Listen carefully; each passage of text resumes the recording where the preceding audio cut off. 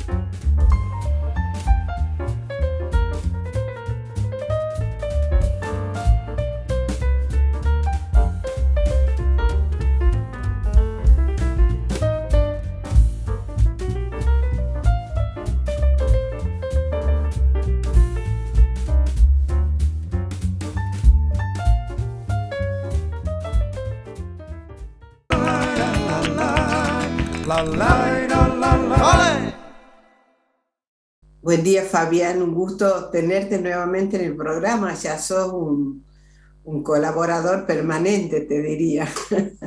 Pero bueno, porque se justifica totalmente, porque estás creando en continuidad, diría. Entonces siempre es una alegría recibirte. Buen día, Blanca, muchas gracias por invitarme nuevamente. Ya sabes que me siento muy cómodo con vos, así que es un placer encontrarnos nuevamente. ¿Cómo resultó todo este tiempo de cierto aislamiento y de cambios tan rotundos en la vida, en todo sentido? Por lo que nos tocó personalmente, por lo que hace de cambios en el contexto, incluyendo pandemia, ahora guerra. ¿Cómo piensas que incidió en tu propia escritura eso? La escritura siguió corriendo por el carril de la ficción, por el carril de la creación, quiero decir. En cierta medida, el encierro, sobre todo el encierro de la cuarentena, fue, yo te diría, productivo, paradójicamente o curiosamente productivo.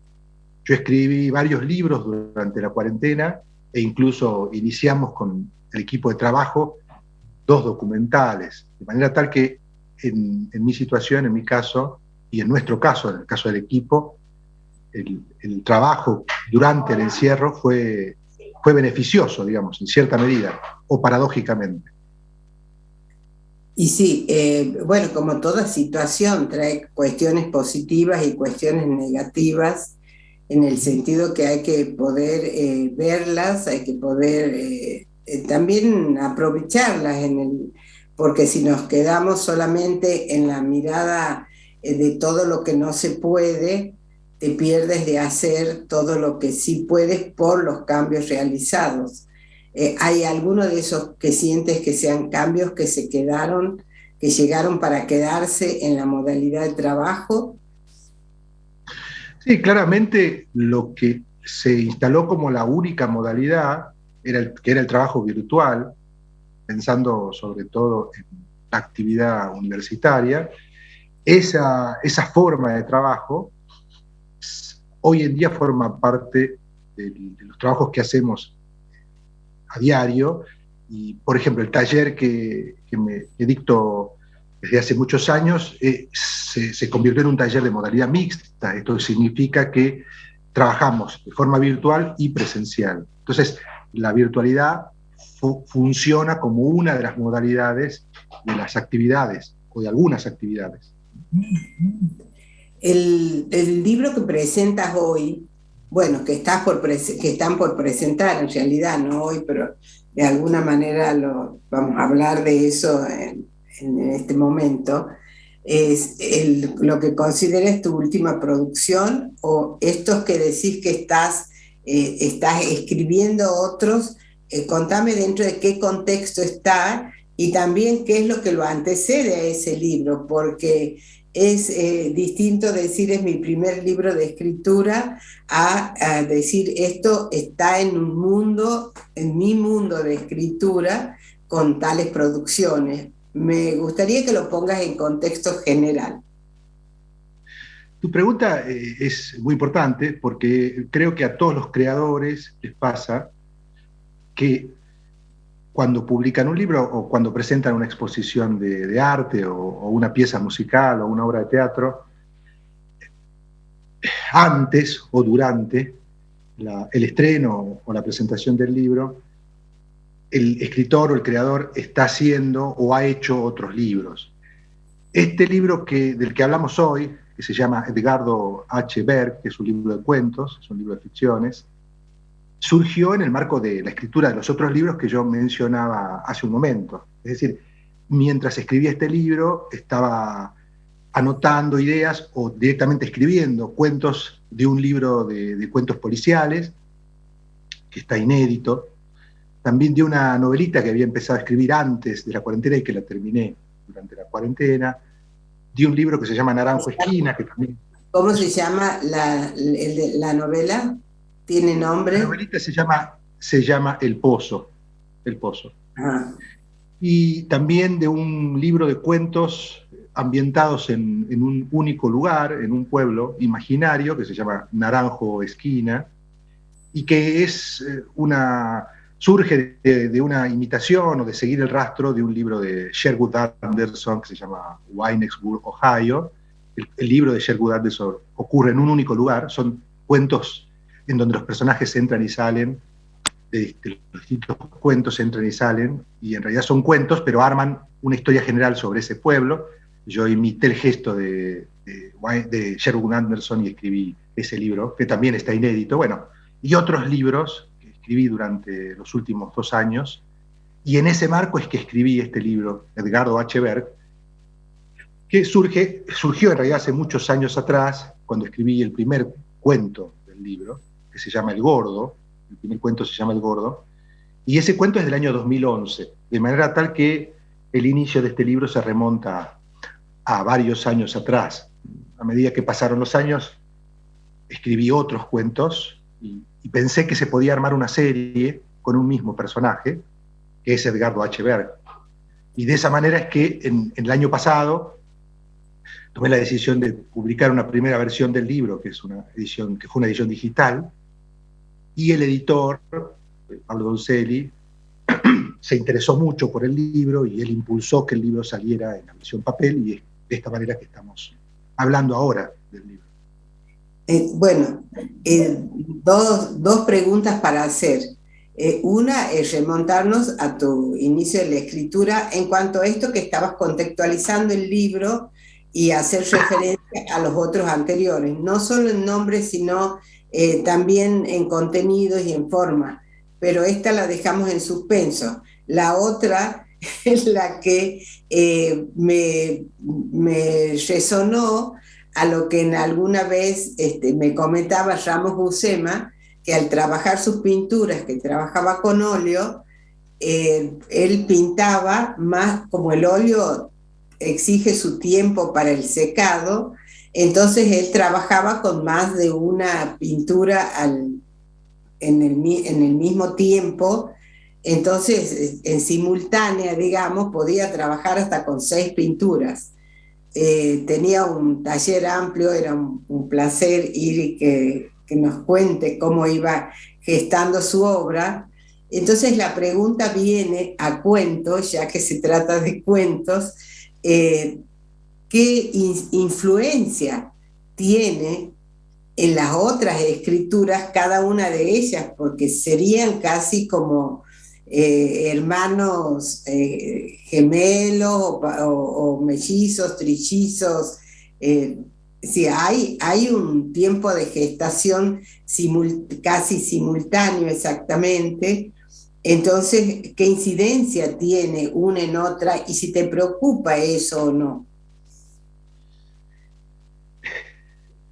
Nuevamente debo decir que es una muy buena pregunta, la tuya. Se trata de efectivamente escrituras simultáneas y en algunos casos, digamos, pienso que hay retroalimentación, es decir, que hay una influencia directa en cuanto al tono. Supongo que se notará en algunos cuentos el trabajo con el tono de este libro, habrá contaminación, podríamos decir así. Y en otros casos hay una deliberada búsqueda de diferenciación o de separación, sobre todo porque, como charlamos alguna vez ya, también produzco textos de un heterónimo, de alguien que en la mayoría de los casos es mi oponente o piensa de manera muy distinta a mí, o yo procuro que piense de una manera muy distinta a mí. Y de hecho en este libro, en Edgardo Echeverg, hay un texto de mi heterónimo, de uno de mis heterónimos, firmado al final. Entonces, hago o procuro el ejercicio de la escritura diferente. Es un ejercicio que a mí me hace muy bien, me hace sentir bien, si tengo la posibilidad de escribir de una manera distinta a la habitual, o lo que yo creo que es la manera habitual. Y entonces, no sé, eso me pone muy contento, especialmente eso, digamos, la posibilidad de decir que hay otra persona, ficcional, ¿no?, que piensa de manera distinta y que escribe de manera distinta. Es muy atractivo esto que traes, porque se escucha la voz de un escritor y de un creador. ¿En qué sentido? En ese desafío que implica hacer eso diferente a lo que venías haciendo. Y entonces, eso diferente que se multiplique a su vez, porque eso diferente, la intención es que tome su identidad esto que estás produciendo ahora, a diferencia de lo que venías produciendo, pero también es a diferencia de sus hermanos temporales de producción. Entonces, bueno, te escucho como un creador y como un escritor realmente imbuido de la tarea, desafiándote a vos mismo. Es un fuerte desafío. Así que en ese punto te felicito por esta postura. Y tomando esta idea de identidad, ¿qué dirías que identifica, si los puedes nombrar? Yo sé que después entramos en el libro específicamente, ¿qué idea o qué carácter, más bien, identifica a cada uno de los otros libros que lo anteceden al presente? Bueno, el primer libro que yo publiqué es Vidas Breves, del año 2007-2008, y ese libro es un libro de relatos breves, de ficciones, que trabajan con un pasado, con el pasado o con varios pasados, múltiples pasados, y abrevan en los huecos o en los pozos de datos desconocidos, de personajes más o menos célebres, como Marco Aurelio, como Cioran, o como Platón, ¿no?, y entre muchos otros, o músicos, como Händel. Ese libro entonces son ficciones al modo de Marcel Chouoff, imitando el gesto de Marcel Chouoff, ficciones que trabajan con el pasado y que buscan, bueno, justamente la ficción surge en el momento en que se desconoce un fragmento de la vida de esa persona. El otro libro que sigue es La conferencia de Einstein, que es una novela, donde se narran 5 historias distintas de manera paralela, y una de las historias es la historia de un joven que busca a su padre ha desaparecido, se ha ido de la ciudad donde vive el joven Ariel Soldati, y este joven vive en Rosario y sale a buscarlo, y tiene pistas de que está en Tucumán, el padre, y de forma paralela se narra la vida del padre, que es el secretario de un alemán, de un preclaro alemán, tristemente preclaro, que es Adolf Eichmann, que ha pasado por la Cocha, lo que vive en la Cocha en ese momento. La ficción no aclara si en ese momento está ocurriendo, me refiero, en el momento que Ariel está buscando, en realidad ya no está, porque en realidad esta historia del padre es de los años 40, 50, ¿no? Esta novela es del año 2007, también es paralela, digamos, aunque se publicaron en momentos distintos a Vidas Breves. La ficción sobre Adolf Eichmann y su hijo, y el hijo del secretario de Adolf Eichmann, y las otras historias además que aparecen en la novela. Luego se publicó el libro El Instante, si no recuerdo mal, no, se publicó el libro Mamá, me parece. Ahora tengo una dificultad de identificar los años, pero me parece que primero salió el libro, salió el libro El Instante, que es del 2011, y es un libro también de ficciones breves, aunque ahí en ese libro, que es del 2011, está incluido El Gordo, o sea, el cuento El Gordo, que es el primer cuento de Edgardo H. Berg. Y son ficciones que trabajan con personajes reales. Yo busqué darle un tono más realista que el tono que tenían los relatos de Vidas Breves, buscando generar una estética levemente diferente a la de Vidas Breves. Luego salió el libro Mamá, efectivamente, que es un intento de escribir una biografía, que en realidad no es una biografía, una crónica, ¿no? Una crónica de la vida de mi madre y en cierta medida de mi propia vida. Ese libro es del año 2013. Luego salió un libro que se llama 30 entrevistas, que recoge el trabajo de varios años como periodista en distintos medios, en Perfil, en Acción, y en La Gaceta y en otros medios. Entrevistas a escritores, a músicos, a pintores y a otras personalidades de la cultura contemporánea. Luego se publicó el libro Cosmópolis, que es un libro de crónicas. Son retratos o textos que parten de la realidad, de una estancia que tuve en Nueva York, y escribí retratos de Nueva York. El título se llama Cosmópolis, Retratos de Nueva York.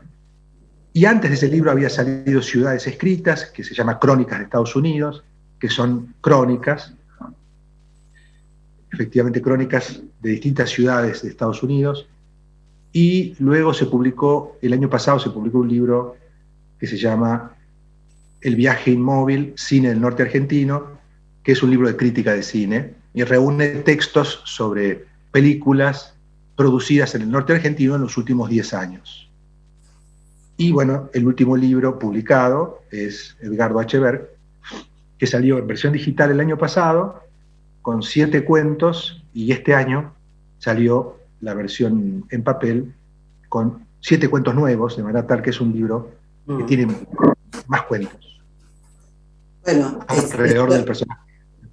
Es todo un mundo que además habla de también esta actitud tuya de hacer bien la realidad, pero volar a la ficción, pero no como un vuelo de despegue de la realidad absolutamente, sino también como un ida y vuelta permanente de realidad y ficción en esta mixtura que vas haciendo, interesantísima, y donde supongo que lo que te interesa es atrapar al lector. Si hay alguno de los objetivos, además de otros personales en la escritura, que habrá muchos, y te debo decir que atrapa, porque si uno se deja llevar, como en cualquier obra de arte, cuando uno ve una pintura, una película o lo que fuera, y entra a sabiendas que va a haber esta situación de realidad y ficción. Borges hacía juegos interesantísimos al respecto, que descolocan, porque en cuanto uno quiere saber, pero este era real, no, lo está inventando, y ahí te caes tremendamente en la trampa, porque justamente despierta la curiosidad y no te suelta el libro. Y eso pasa con el libro de cuentos que, entre otros, con el libro de cuentos que están publicando. La tapa es muy buena. El dibujo de Escher, las dos manos que se dibujan a sí misma, y del dibujo pasa al volumen casi de una forma realista. ¿Quién eligió la tapa? Y para vos, ¿qué significación tiene? La tapa fue realizada por mi hijo Bruno Soberón León, a partir de una idea que tuvimos de trabajar con el grabado de Escher. El desafío era seguir la huella, hacer una versión del famoso grabado de Escher sin que fuera una copia literal, obviamente que es un homenaje a Escher, está hecho a partir de la obra de Escher. Entonces se nos ocurrió trabajar con la fotografía, en realidad a él se le ocurrió trabajar con la fotografía, y esa fotografía fue pasada por un proceso de digitalización con un programa que convierte a la imagen fotográfica en una ilustración, y entonces trabajó con esa idea, y llegó a esta versión, que hubo otras versiones, ¿no? Hasta que dejamos conforme al editor, a Pablo Donzelli, que estuvo de acuerdo en que esta fuera la imagen de tapa. Claramente Escher trabaja con las paradojas, y en este caso la tapa que imita el grabado de Escher enuncia una paradoja, enuncia la idea de que alguien escribe, o sea, que alguien tiene dos manos, o son dos manos. Uno podría pensar que son dos manos de personas distintas, o que son las dos manos de un mismo sujeto, ¿no? Eso creo que se puede leer de distinta manera. Si leemos que son las dos manos de un mismo sujeto, podemos pensar que el mismo sujeto escribe una ficción que es reescrita por la otra mano, o sea que se podría pensar que hay dos capas, al menos dos capas de ficcionalización, donde una máscara encubre a otra máscara, ¿no? Eso se podría pensar. Y si se trata de dos... Sí, decime. No, puedes continuar. Si se trata si se trata de dos manos distintas, bueno, claramente hay una mano que podría pensarse que es la mano que enuncia una crónica, o que escribe una crónica, es una posibilidad, y que la otra mano escribe a partir de esa crónica una ficción. Y de manera infinita, ¿no? La ficción se puede convertir en crónica y la crónica se puede convertir en ficción. Estas son algunas posibilidades de lectura. Obviamente que cada persona leerá lo que pueda y lo que quiera. Felicitaciones a Bruno, especialmente. Bueno. Bruno es tu hijo que presentó alguna vez un libro en el programa. Así es él. Oh, bueno, qué grande. Pasó el tiempo entonces. Doblemente felicitado. Respecto a la imagen, a mí me remitió, porque bueno, como dices, cada uno puede hacer su lectura.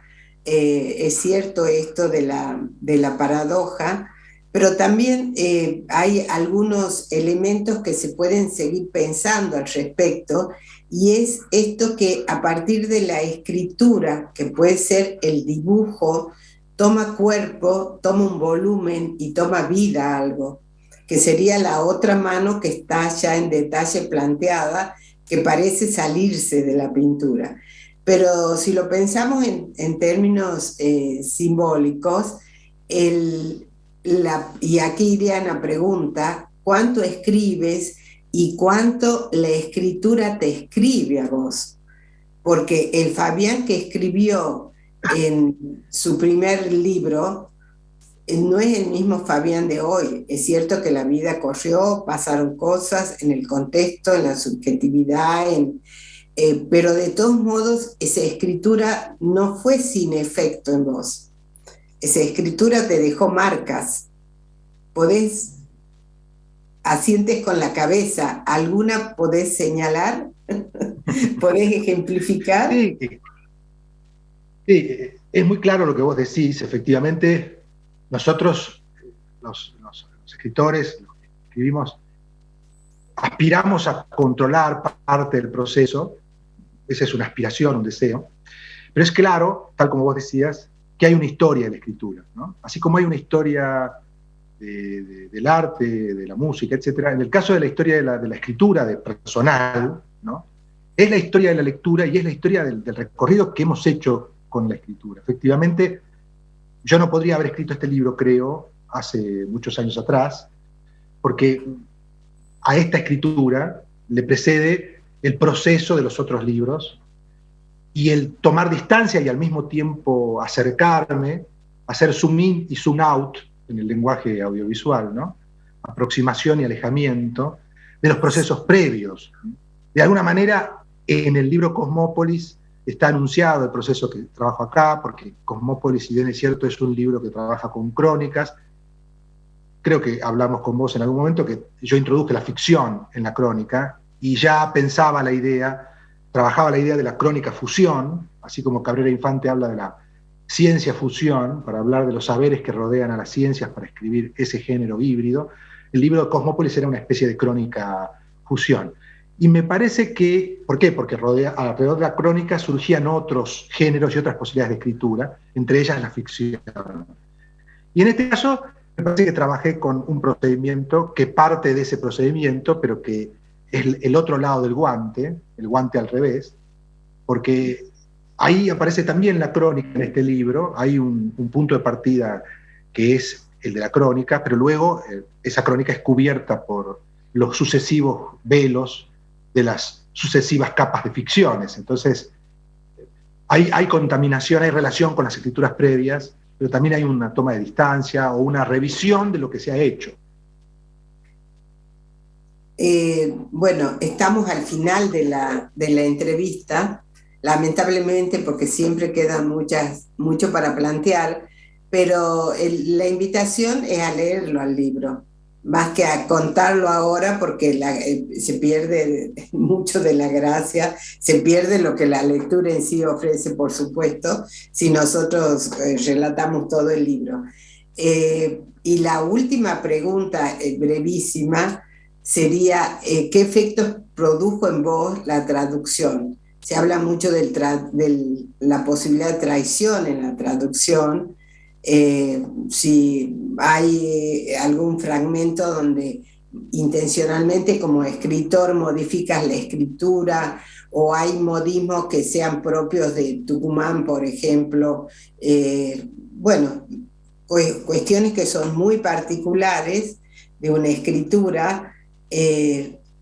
La traducción seguramente es un problema complejo. Entonces, ¿cómo te sientes? Además de la satisfacción que doy por sentado que tuviste que el libro pudiera tener el vuelo y llegar lejos, como es llegar en otras lenguas. Sí, voy a hablar brevemente del libro Mamá, que es uno de los libros traducidos. Además fue traducido por un traductor que se llama David William Foster, que es un gran traductor de Ana María Yúa y otros escritores.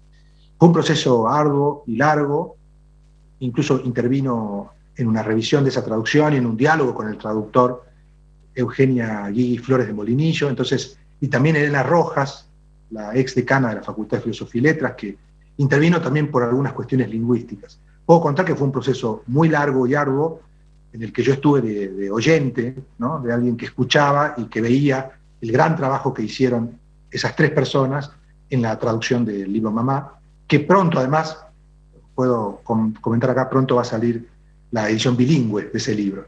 Y fue un trabajo muy arduo, en el que yo intervine algunas muy pocas veces para dar una opinión en el debate que yo veía que pasaba frente mío entre estos grandes intelectuales.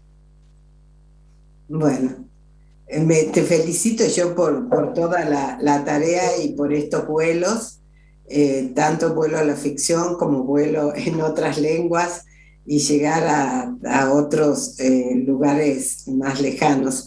aunque ahora no los hay en demasía, porque por los medios de comunicación está todo, al menos virtualmente, está cerca. Te voy a pedir que para el último fragmento pudieras leer un cuento o un fragmento de cuento a modo de cierre del programa. Hacemos una pausa y seguimos.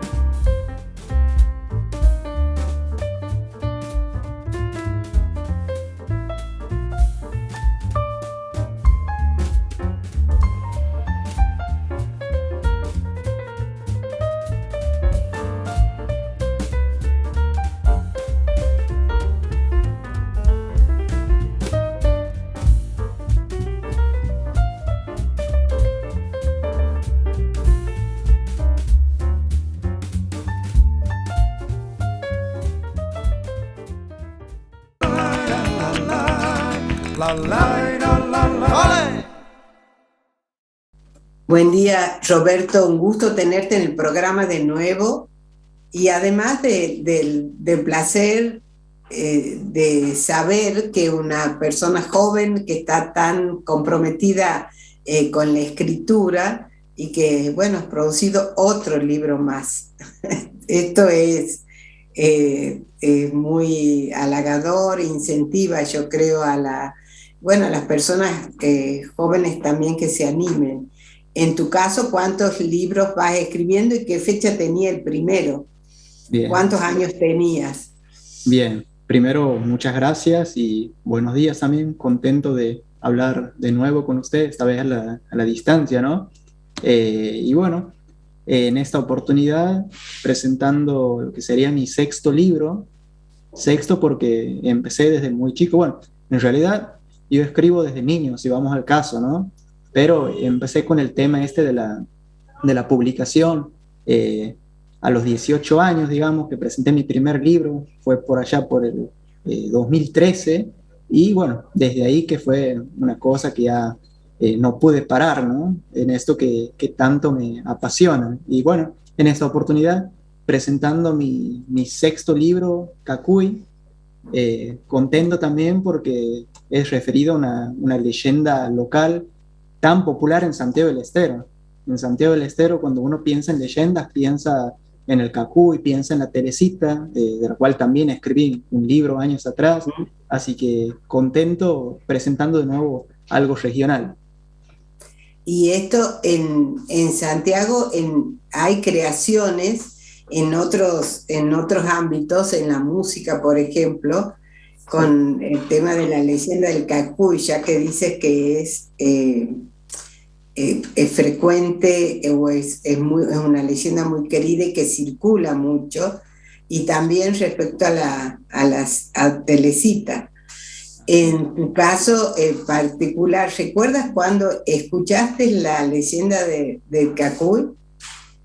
Y a ver, desde que tengo uso de la conciencia, no sé, desde bien niño uno ya empieza a escuchar todas estas historias, ¿no? Porque son tan arraigadas aquí, son tan populares que es de niño. Hablan en la familia, como no, en las escuelas, donde se trabaja siempre con el tema de las leyendas, las historias locales. Así que es algo que ni bien uno nace, al menos aquí en Santiago, y ya se hablan de estas historias populares. Animal que, por cierto, es conocido también por algunas personas de Tucumán, de Catamarca, en otras partes como Brasil también, Bolivia, porque es referido, vamos a decirlo, a un animal, el cacuy, y hay una leyenda en torno a esto. Ya me vas a contar cuál es la leyenda. En el lenguaje popular, en el lenguaje cotidiano entre la gente, ¿recuerdas expresiones que tienen que ver con el cacuy? Sí, claro que sí. ¿Qué cosas se dicen? Es típico de Santiago del Estero, cuando, uno tiene que esperar mucho o creen que no va a terminar algo y dice, bueno, te vas a hacer cacuy, dice, o sea, te vas a convertir en cacuy hasta que suceda tal cosa. Es típico y está referido justamente a esta historia, ¿no? De la mujer que quedó en el árbol esperando y esperando a su hermano que nunca regresó hasta que se convirtió en este animal. Eso Bien. es típico. Sí, sí, sí. Claro, y es un animal que también curiosamente recibe muchos nombres como de que significan o mujer fantasma o qué, Exactamente. o Sí, qué, sí. qué otras referencias tienes del nombre en sí. Bueno, de hecho, en mi libro, que es una novela corta, hay una última sección, una vez que finaliza lo que sería la novela, ¿no? Que, bueno, se llama Cacuy y donde hago todo una descripción de lo que sería el animal, los distintos nombres que tiene y todas las leyendas que hay alrededor de esto, porque no es solamente de aquí en Santiago, por supuesto. Aquí tenemos nuestra historia, pero tiene otras historias en lo que sería el litoral. Bueno, depende de la región también, ¿no? Por ejemplo, Claro, como les y decía, en esta sección tengo toda la información y efectivamente tiene distintos nombres. Este a ver, animalito se llama Nictibio urutaú, por ejemplo, y bueno, es muy conocido como urutaú, también guajojó, eh, también se llama bien parado norteño, como usted decía, el pájaro fantasma, bruja o estaca menor también se le dice, y es un animalito muy particular. Imagínese, ha despertado, ¿cómo vamos a decir?, tantos sentimientos en la gente desde la antigüedad, ¿no? Porque esto es una cuestión de mezclas de los originarios con los españoles que vinieron. Y bueno, la particularidad, uno de lo que más destaca, es el canto del cacuy, que es un canto lastimero, como se dice aquí, como si estuviera llorando. Justamente la historia habla de la mujer que llora el abandono de su hermano por ser mala, tala todas las ramas y la deja en la copa de un árbol abandonado. Y bueno, por eso básicamente es que se pone mucha énfasis en lo que llora esta mujer, en este caso el pájaro, también este pájaro que es de hábitos nocturnos, prácticamente es como si estuviera camuflado con las ramas, con los troncos, por cómo es. Para quienes no lo conocen, les recomiendo que busquen por Google, no sé si habrá en algunos libros, pero la verdad que es impresionante este animalito, de ojos tan grandes, una boca tan grande que está asociado también, por ejemplo, a la glotonería, ¿no? Mire cómo relaciona las leyendas, todas estas cuestiones. Es un pico con, aquí se le dice una boca inmensa en referencia a todo lo que comía esta mujer, esta hermana, que le robaba a su hermano toda la comida, la hidromiel, hermanos nativos, por cierto. Y bueno, todas estas cuestiones han jugado evidentemente en las personas de la antigüedad que, bueno, los llevó a crear esta historia y de paso con una enseñanza, ¿no? Que es el de que, bueno, los hermanos tienen que ser unidos, que no tiene que suceder esto, básicamente. Eso es lo que tiene de interesante la historia. Pero así, como le decía, este animalito también tiene otras historias dependiendo de la región, pero lo que tienen en común, fíjese, es la mujer que llora el abandono de su hombre. Esa es la característica en común, ¿no? De todos estos relatos, podríamos decir. Todo eso te inspiró para escribir tu novela, que es otro producto Por ya. supuesto. Por Eh, supuesto. ¿Y qué te propusiste como objetivo cuando decidiste escribir la novela? Bueno, la ¿Tenías verdad, la idea definida de entrada o fue definiéndose en el camino? bueno, como en todo proceso de escritura, llega la inspiración y es una cosa que, bueno, no puede parar, ¿no? Hasta verlo concretado. La inspiración principal, por supuesto, que es, vamos a decir, la leyenda santiagueña, ¿no? No he incluido, digamos, de otras zonas, ni de Brasil, ni de la zona del litoral, los elementos de tales leyendas. Más me he basado en el Cacuy, como lo conocemos aquí, en el norte especialmente. Pero sí, la leyenda principal que uno la conoce desde niño es el eje principal y aparte tradiciones alrededor de esto, ¿no? Que fueron recopiladas por, bueno, antiguos folclorólogos. Y también viene la aclaración en mi última sección, que está referido, lo cual es muy importante, al cuidado del medio ambiente y la protección de los animales, porque este es un animalito que está en vías de extinción, por lo cual no es bueno atraparlo, apresarlo. Cada tanto hace su aparición y sigue provocando esa cosa de miedo, de sorpresa, pero no es bueno atraparlo. Hay muchas tradiciones antiguas en las que lo mataban al cacuy, le sacaban las plumas, o sea, muchas cuestiones ya relacionadas con la superstición, ¿no? Que por supuesto están en mi libro, pero también está la aclaración de que, bueno, son creencias antiguas que están a modo de información, pero por supuesto no es una cuestión que haya que replicarla, ¿no? Pero sí, todas estas cuestiones están en el libro. Claro, esto que dices no hay por qué replicarlas. De hecho están de trasfondo, de contexto, en tu conocimiento, en tu sentir, pero la novela en sí misma, ¿a dónde apunta y qué carácter tiene? Bien. Aquí vamos entonces, de manera resumida, a la trama de esta historia. El libro se llama Cacuy, la maldición de los hermanos. Escuchen eso, la maldición de los hermanos. Hay una maldición. ¿Qué sucede? La trama se desarrolla, bueno, por ahí del año 1800 en Santiago del Estero, y esta historia ya es antigua para este pueblo de mi historia, ¿no? De mi novela. Sí. ¿Por qué? Porque son dos hermanos nativos, bueno, pertenecen a los pueblos originarios, los naturales de la zona. Sí. Muchos también los conocen como indios, ¿no? Que ya está en la lengua española. Vendrían a ser eso, pueblos originarios, pero no están presentes los hermanos de la historia porque eso quedó en el pasado. Lo que sí quedó es una maldición. Y en este pueblo, conformado principalmente por, bueno, los inmigrantes, en este caso principalmente españoles, los típicos de Argentina, al menos en Santiago, que yo sepa, los españoles. Otro punto importante también, los criollos. A veces muchos confunden a la cuestión esta clasificación de los criollos, de decir, son los descendientes de los indios, dicen. No, los criollos son los europeos, los españoles que nacieron aquí en la época de las colonias o cuando inmigraban, ¿no? Es decir, que están los españoles, sus hijos nacidos en estas tierras, que son los criollos, como había mencionado, y también están los mestizos, porque está en pleno proceso de mestizaje en mi historia, ¿no? Por eso es que hay mucha presencia nativa también. Por supuesto, como digo, hay un proceso de mestizaje. Son personas que ya hablan el español, algunos de forma, que les cuesta más.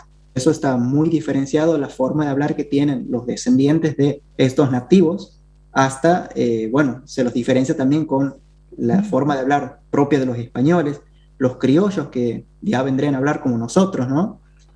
Así que hay todas estas cositas. Entonces, y está la influencia quichua también. Exactamente, eso es muy importante lo que usted dice. De hecho, esto es una leyenda quichua y es importante hacer esta aclaración, ¿no? Porque aquí, bueno, conquistaron los españoles, pero el quichua, que es el dialecto del quechua que viene del Perú, de los incas, aquí el dialecto se llama quichua santiagueño específicamente, pero esta no es la lengua original de los pueblos originarios de Santiago del Estero.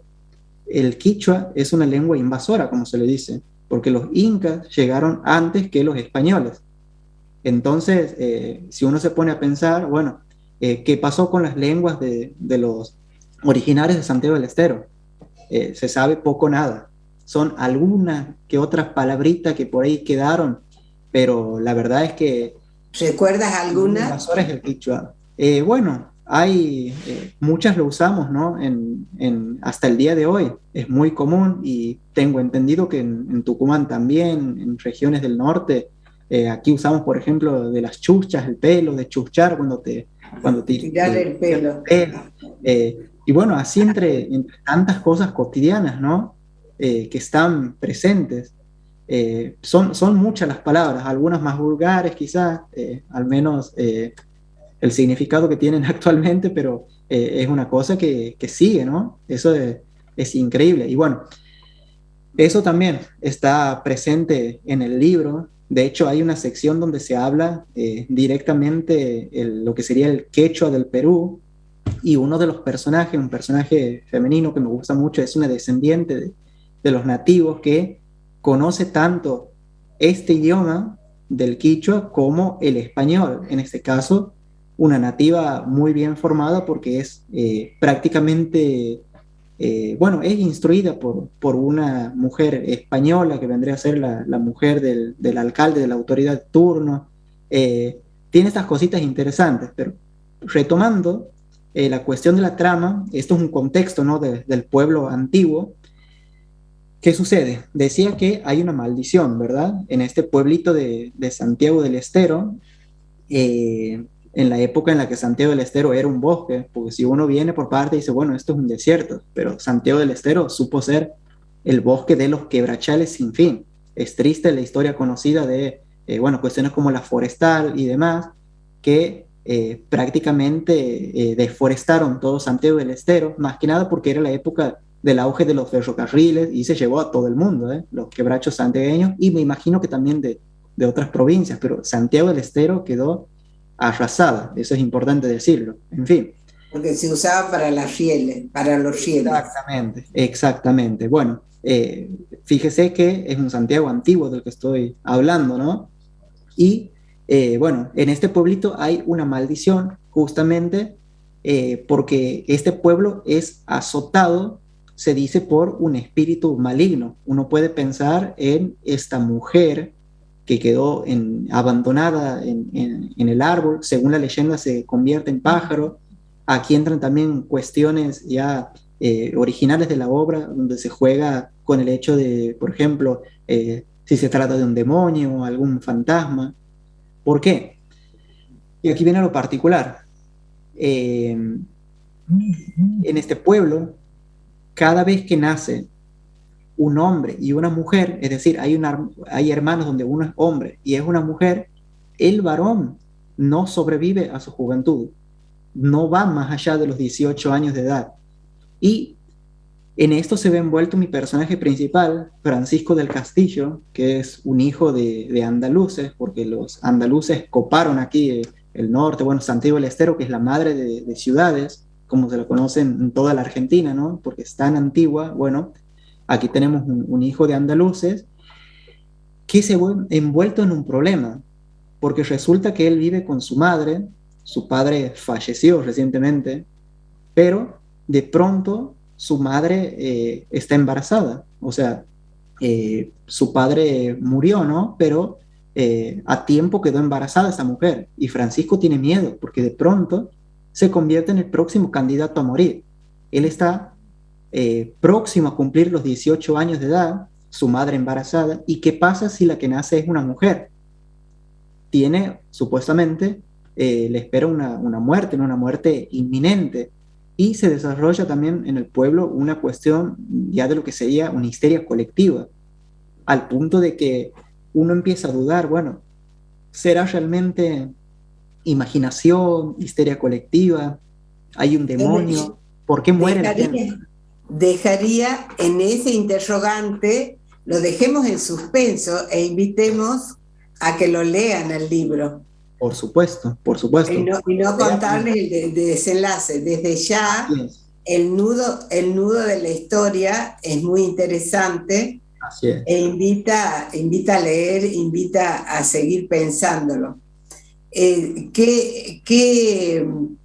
maestros consideras en tu vida respecto a la escritura? Es decir, ¿qué lecturas te marcaron? No necesariamente maestros con los que tuviste contacto, sino con a través de la lectura te marcaron caminos. Bueno, es una mezcla, ¿no? Es una mezcla porque siempre me ha apasionado la literatura inglesa, como siempre lo digo. Pensamos en Oscar Wilde, Robert Louis Stevenson, Mary Shelley, a los americanos como Edgar Allan Poe, Shirley Jackson, pero también tengo las influencias, bueno, a nivel nacional. Soy muy fanático de Borges, me apasiona la lectura, y las leyendas locales, eso me maravillan. Aquí, por ejemplo, hubo un escritor que se llamaba Oreste Pereira, que, bueno, fue declarado doctor honoris causa, ciudadano ilustre. Bueno, desgraciadamente ya falleció, una persona maravillosa, que siempre se ha dedicado a estas historias regionales también, y tuve la oportunidad de hablar con él porque muy humilde, ¿no? Me llamaba, de hecho siempre le comenté de estas historias regionales, cuando escribí de la leyenda de la Telecita también, encantado, me hizo una especie de prólogo con una crítica maravillosa, y bueno, efectivamente esta persona fue una gran influencia para mí, así como, bueno, las leyendas locales que vienen de generaciones. ¿Hiciste una carrera universitaria? ¿Me repite, por favor? Si es que hiciste una carrera universitaria. Sí, claro. Soy estudiante de ingeniería en alimentos, que es una rama de la química y nada tiene que ver con el arte al que me dedico, a la escritura. Así que bueno. ¿Cómo haces para repartir tu tiempo? Sí, la verdad que, bueno, cuesta la universidad en ese aspecto, pero no puedo dejar de escribir, es lo que me apasiona. Y bueno, ya encontrarás la forma de canalizar también esos conocimientos que vas adquiriendo respecto a tu formación en la ingeniería en la alimentación, y seguramente va a aparecer en tus novelas también esos conocimientos, ¿no? Claro, Así bueno, mi formación es científica, todo influye, no sé, en mi cerebro, en la forma que escribo. En la ocasión anterior que presenté un libro de ciencia ficción y usted me entrevistó también, fue una hermosa entrevista. Sí. De hecho, ahí estuve presentando un libro de ciencia ficción y bueno, el lado científico fue directo para ahí y me encantó. Así que, como verá, bueno, me considero multifacético, hago de todo y bueno, me gusta porque no solo disfruto yo escribiendo, sino que también, gracias a Dios, tiene muy buena recepción. A la gente le gusta lo que escribo, tanto gente mayor como niños, porque de hecho, cuando presenté el libro de la Telecita, Teléfora, se trabajó en escuelas, la recepción de los niños que me abrazaban, me pedían autógrafos, fue increíble. Así que la verdad que me encanta porque me lee todo público, digamos, ¿no? Niños, adultos, jóvenes. Claro, y esa es la mayor gratificación, la posibilidad de contactarte y de conectarte profundamente con nosotros, porque en la escritura das lo mejor y lo más emotivo de tu propia persona y de tu existencia toda. Entonces, claro, que eso llegue a otros, que conmueve, que es la mayor gratificación. Sí, así la verdad que sí. Bueno, contento con eso y porque también me contactan hasta personas de otras partes del mundo. Le digo, hasta gente de la India me escribe, bueno, nos comunicamos en inglés. Por supuesto, muchos se acercan no porque me hayan leído, sino también porque soy escritor, como le digo, de todas partes del mundo. ¿Y cómo haces la distribución del libro? Bien, actualmente, por ejemplo, algunas personas consiguieron de otros países, se los envió por correo, pero la venta del material físico, vamos a decir, en papel, lo tengo aquí en las librerías de Santiago del Estero. Espero a futuro también poder expandirme por el país, llegar a otras partes, ¿no? Y vamos a ver si lo estoy publicando también para la venta en formato digital, un ebook, como se lo conoce, para quienes no puedan acceder al material físico, sí, pero también se pueden contactar conmigo, por ejemplo, por Instagram. Muchos se contactan, Robert Chevalier, lo pueden buscar así, y se contactan conmigo y vemos la forma también, si que no está por ahí a su alcance alguna librería con este material. pero bueno, si se comunican conmigo también vemos esas O facilidades. sea, Muchos me entran escriben. en Instagram como Robert Chevalier. Así es, así me pueden buscar y también mucha gente me escribe por cuestiones de literatura, no solamente porque quieran comprar un libro, y a mí Claro, me gusta el contacto con la gente porque me apasiona esto que es el arte y específicamente la literatura, ¿no? Lo Bueno, disfruto mucho. yo te felicito por toda tu producción Muchas y gracias. bueno, seguramente seguiremos viendo y visitando este espacio. Muchísimas Encantado. gracias, Robert. Muchísimas gracias a usted, muy Gracias. agradecido.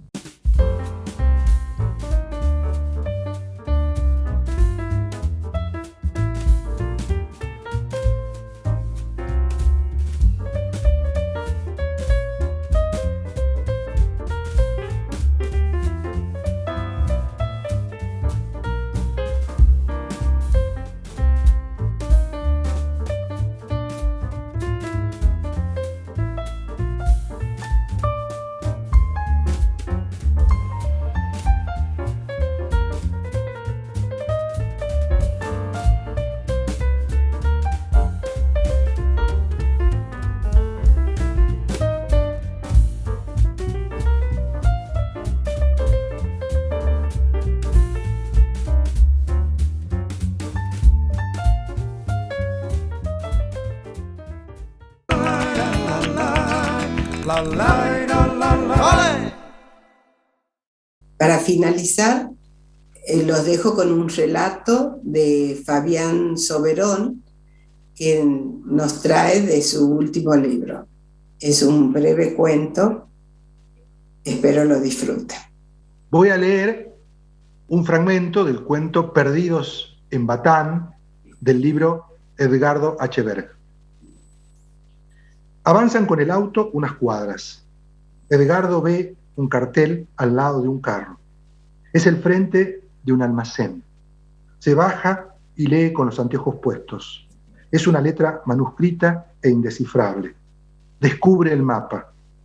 Alguien ha dejado unas palabras imposibles con unas líneas sueltas y anónimas. No puede con su genio y piensa en la máquina de Macedonio. Guiado menos por el azar que por la pasión, recorren 1 kilómetro hacia el norte y alcanzan una casa deslucida, perdida en la arena, con unas enfermeras amables y viejas.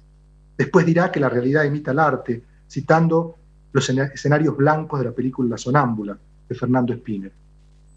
Cuando me cuenta la peripecia por teléfono, dice que la superficie errática y fría se parecía a una cara de la luna.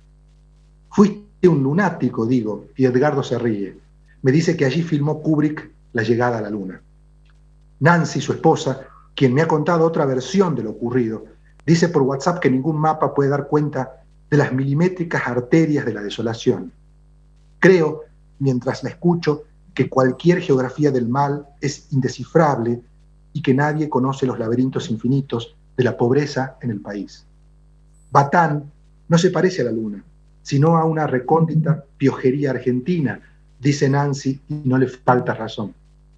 Pienso en las callecitas barrosas y en los changuitos famélicos del sur tucumano, y ahí mismo siento el fuego de la sospecha.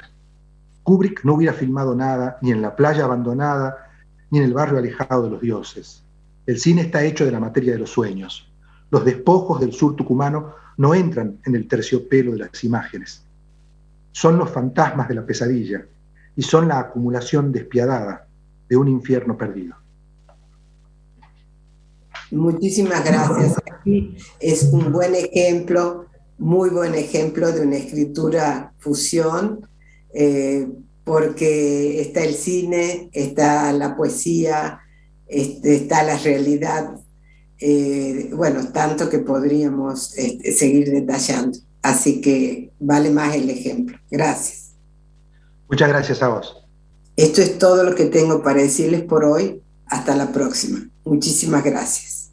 Amo la vida a pesar de los miedos. La vida es linda y brota lo bueno. Amo la vida que me impone el tiempo. Familia divina de amores y cuentos. Amar no solo cuando es fácil, también se pierde. Así, igual así, amo la vida. La la la la, la la la la la, la la la la, la la la la la.